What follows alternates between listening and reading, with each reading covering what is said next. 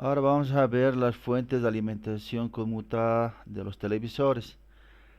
Para este ejemplo vamos a usar una placa de una fuente de alimentación de un televisor LCD de la marca LG.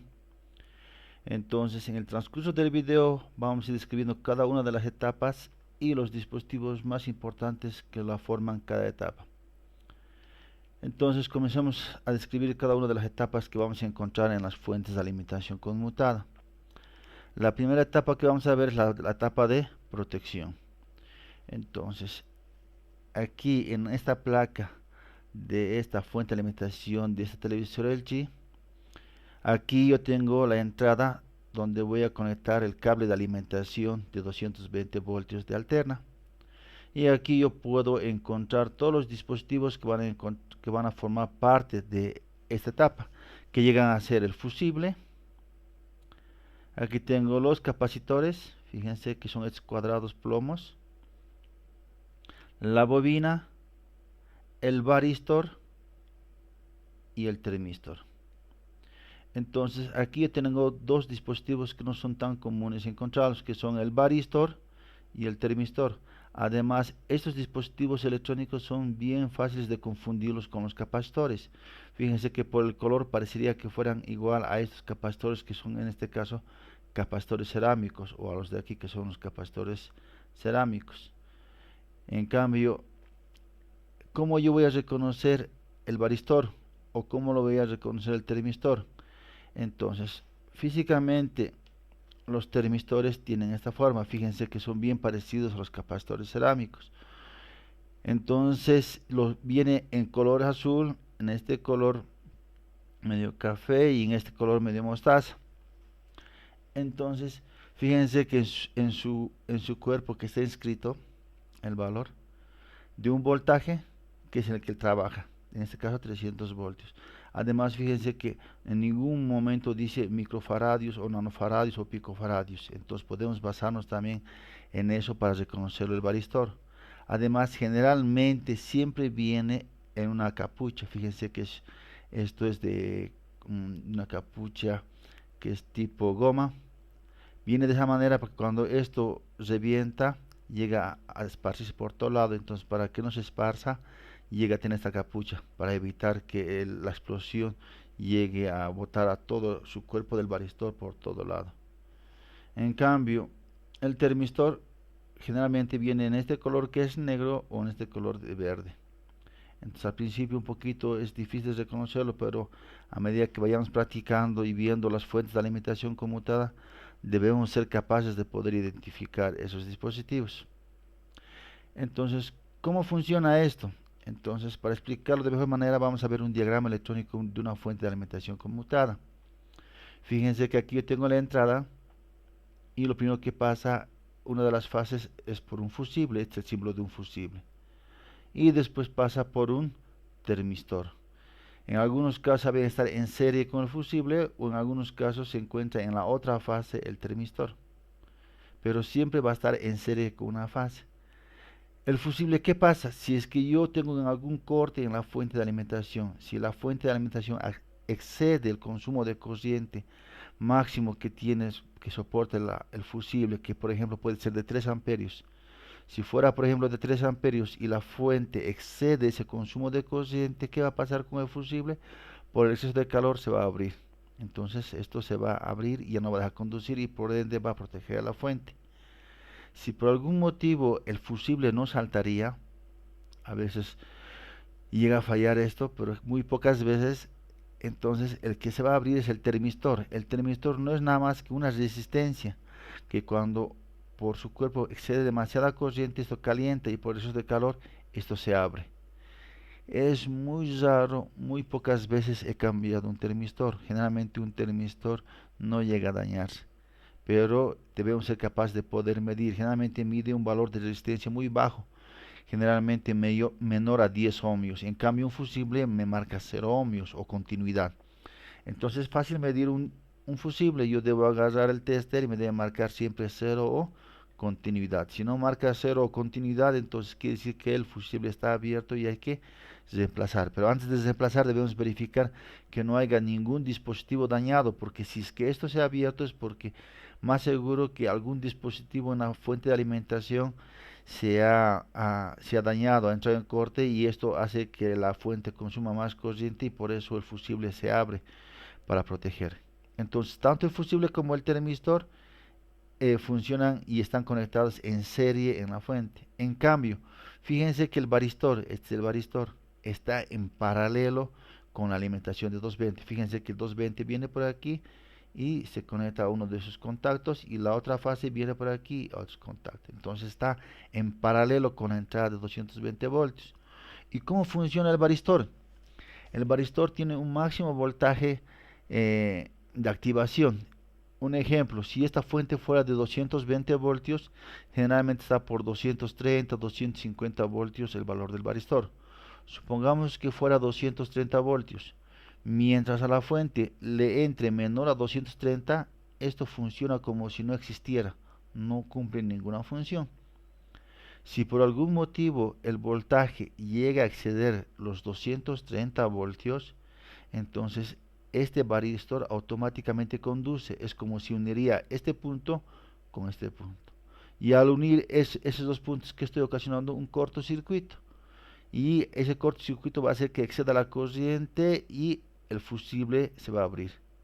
Entonces el exceso de voltaje que ha llegado a 230 o digamos que ha llegado justo a 250 voltios, el varistor conduce, entra en corto y el fusible se va a abrir. Esos 250 voltios que ha entrado en exceso nunca le va a llegar a la fuente. Automáticamente el varistor lo detecta, entra en corte y se abre. Entonces fíjense cómo va a proteger a la fuente de que entre valores mayores a los permitidos en la fuente. Este varistor, por ejemplo, es bien común que se queme en los equipos que trabajan con 110 voltios. Ya sé que es muy difícil todavía que existan equipos de 110, pero algunas personas todavía tienen equipos que son de 110, los equipos americanos generalmente. Entonces, por ejemplo, en los equipos americanos, este varistor corresponde a 150 voltios generalmente. ¿Por qué 150? Porque aquí esto se va a alimentar a 110 y cuando llegue a 110, entonces esto no funciona y el voltaje entra.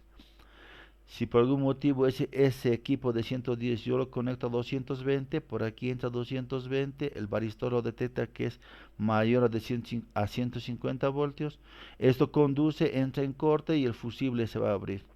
Entonces cuando un equipo de 110 se conecta a 220 y tiene este sistema de protección, entonces apenas se va a dañar el varistor y el fusible. Entonces yo tengo que cambiar un fusible que generalmente cuesta un boliviano y el varistor que no excede los 5 bolivianos. Sencillamente cambiando 6 bolivianos ya llego a solucionar. La mayoría de los técnicos cuando se quema el varistor lo sacan y ya no lo colocan. Fíjense que si yo lo saco no es necesario para su funcionamiento, pero el día que vuelva a exceder el voltaje ya no va a haber quien proteja y los daños que va a ocasionar va a ser aquí en la fuente y por ende me va a salir más caro los repuestos, además va a ser más difícil la reparación. Entonces conviene siempre colocar el varistor. Entonces, y además yo tengo aquí el capacitor. ¿Qué función va a cumplir el capacitor? No olviden que el voltaje que yo tengo a la entrada es alterna y que va cambiando de cero a un pico máximo y de nuevo vuelve a cero a un pico negativo máximo. Siempre va oscilando. Cuando yo conecto, ¿cómo ustedes pueden estar seguros que conecto justo en los 0 voltios? Puede ser que justo lo conecte cuando la onda esté en el pico más alto, en los 200, en un pico alto de los 220 voltios. Entonces, cuando entra de golpe voltaje, el capacitor hace el que hace la compensación del voltaje de la carga para que ese voltaje que entra de golpe no llegue directamente a los diodos de rectificación. Entonces, este hace el trabajo de compensación y por el hecho de que va a entrar de golpe voltaje, también va a entrar de golpe corriente. Y quien va a hacer la compensación de la corriente va a ser la bobina. Entonces, en otras palabras, el varistor, el capacitor y la bobina me va a proteger de los excesos de voltaje y corriente que entran a la fuente. En cambio, el fusible y el termistor me va a proteger de los cortocircuitos o de los excesos de corrientes que exista dentro de la fuente de alimentación. Entonces es importante poder identificar cada uno de estos dispositivos electrónicos en las fuentes de alimentación. Entonces, la siguiente etapa que vamos a ver son la rectificación. La rectificación generalmente está formado por 4 diodos, o en este caso fíjense que los 4 diodos ya viene directamente en un encapsulado. Entonces a este encapsulado se le llama tipo puente, donde internamente ya están los 4 diodos. O bien viene en este encapsulado o bien viene en 4 diodos de rectificación que están sueltitos. Entonces es bien fácil de conocer a la etapa de los diodos de rectificación. La siguiente etapa que vamos a encontrar es el filtrado. El filtrado está formado por uno o dos capacitores electrolíticos, que en este caso fíjense que son dos capacitores. Generalmente son los más grandes de toda la fuente de alimentación. Fíjense que en comparación a los demás capacitores electrolíticos, este llega a ser el capacitor más grande de la fuente. Entonces fíjense que estos no están parados como estos otros capacitores, lo han puesto echado. ¿Por qué? Como es una pantalla, como es un televisor de pantalla LCD, entonces tengo que reducir el tamaño, o sea, tiene que ser lo más plano posible. Entonces, para que no ocupe campo, lo han puesto esto de echado. Entonces, fíjense que llega a ser de valores de voltaje que soportan mayor a 400 voltios generalmente. ¿Por qué? Yo tengo aquí la entrada de 220 voltios, pasa por la etapa de protección que no cambia en nada el voltaje, solamente es para proteger a la fuente. Viene a la etapa de rectificación que está formada por este encapsulado que separa los voltajes, o sea, de los 220 directamente lo separa y directamente ese voltaje viene al capacitor electrolítico. Entonces, capacitor que va a recibir el voltaje de la etapa de rectificación generalmente es de 310 voltios. Generalmente aquí llega a haber 320, 330, 310 voltios. Entonces se debe tener mucho cuidado. A veces esto cuando falla la etapa de conmutación a través de la resistencia, estos capacitores deberían descargarse a través de estas resistencias. Deberían descargarse. Si tú la apagas la fuente, esto poco a poco a través de la resistencia se va descargando. Pero muchas veces cuando falla la fuente, entonces el capacitor no se descarga. Entonces aquí en sus terminales del capacitor tenemos 310 volts o 320 dependiendo con qué valor se ha cargado. Entonces hay que tener mucho cuidado. Si yo toco esto, por ejemplo, con mi mano o con un desarmador, voy a producir un cortocircuito o en todo caso yo puedo sufrir un choque eléctrico. Aunque no lo crean, este voltaje que se almacena aquí y si yo toco con mi mano, es una descarga bien fuerte que se realiza. Entonces, antes de proceder a hacer las mediciones, yo debo asegurarme de que estos capacitores estén descargados.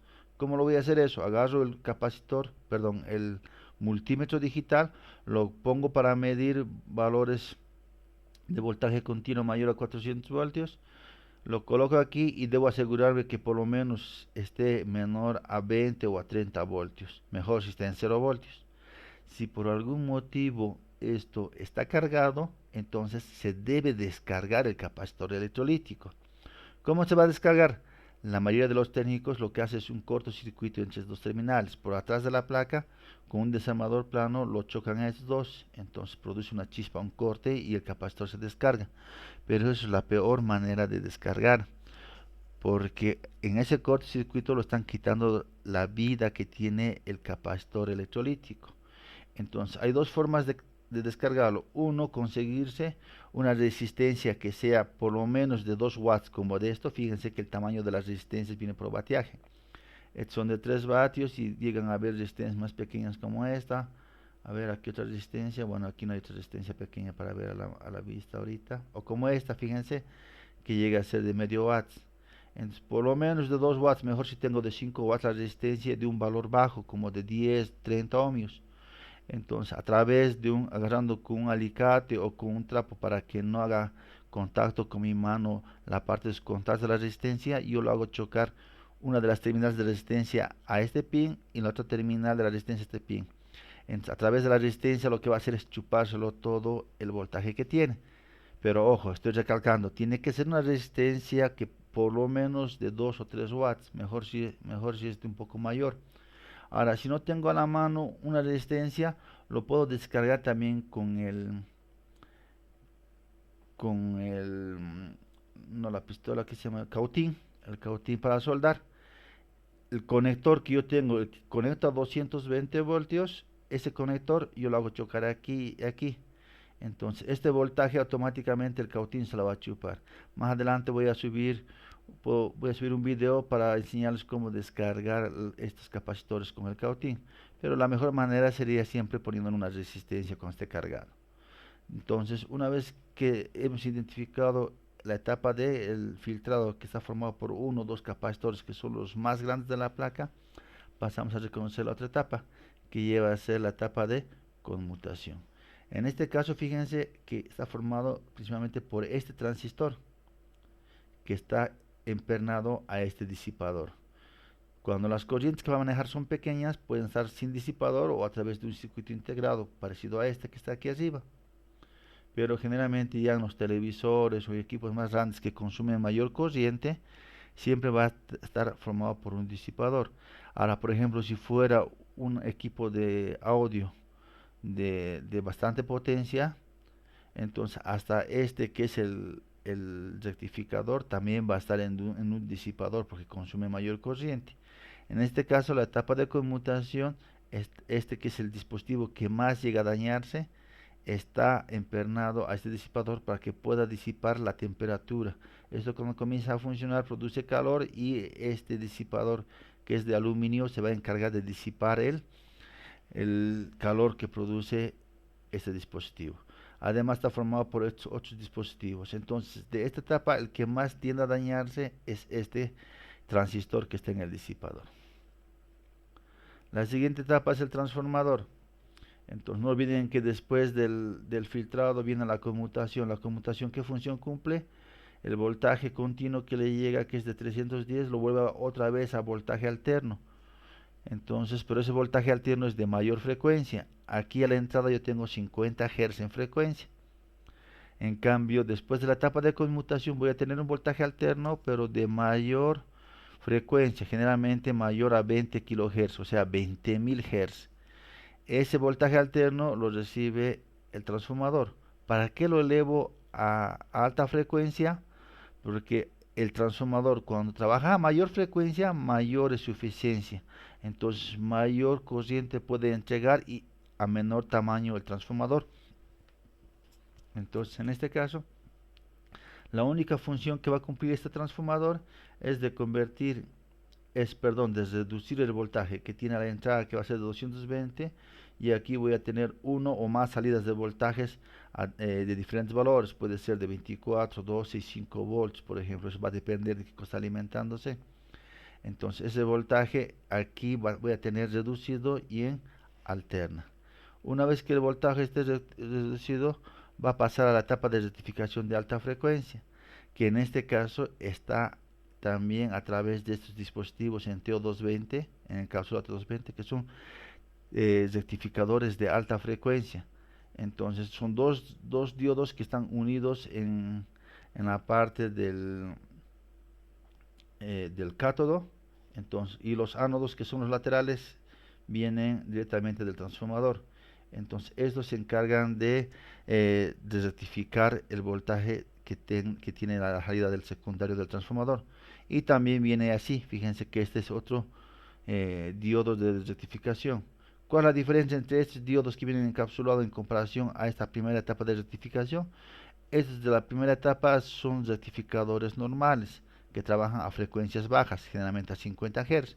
En cambio, estos diodos de aquí son diodos especiales que están diseñadas para trabajar a alta frecuencia, a 50 kHz, 100 kHz, 200 kHz. Entonces, cuando uno de estos diodos, que son generalmente los que más se dañan, si esto se quema, hay que reemplazarlo por otro que sea de las mismas características. Si no encuentro el mismo número, entonces hay que buscar otro que sea de las mismas características técnicas, que trabaje con el mismo voltaje y con la misma frecuencia de trabajo. Entonces, una vez que yo tengo, perdón, a la salida de la rectificación, va a pasar a la etapa de filtrado, que está formado por estos capacitores electrolíticos, que lo único que va a tener es terminar de convertir el voltaje en continuo. Una vez que esto lo va a convertir en continuo, va a pasar al circuito de control. El circuito de control cumple dos trabajos. Uno, encargarse que el voltaje siempre esté estable, que sea, digamos, si el voltaje, digamos, es de 12 voltios, siempre que esté 12 voltios. Si por algún motivo el voltaje tiende a subir o tiende a bajar, lo avisa a la etapa de conmutación y la etapa de conmutación comienza a aumentar la frecuencia o a reducir la frecuencia para que vaya compensando el voltaje. Además, también va a proteger en la máxima corriente que puede entregar la fuente. Si esta fuente, por algún motivo, la otra etapa que viene, a lo que está alimentando aquí, a las otras etapas, llegan a consumir más corriente del que puede entregar la fuente, este sensor lo va a detectar y lo que va a hacer es avisar a la etapa de conmutación. Entre la etapa de conmutación, al ver que está exigiendo demasiada corriente, se va a apagar, o sea, se va a proteger. ¿Para qué? Para que la fuente no sufra daños por exceso de corriente. Entonces, por eso, cuando por ejemplo, este televisor no prende, no siempre la falla está en la fuente de alimentación. Puede ser que en las otras etapas haya algún dispositivo que esté en cortocircuito.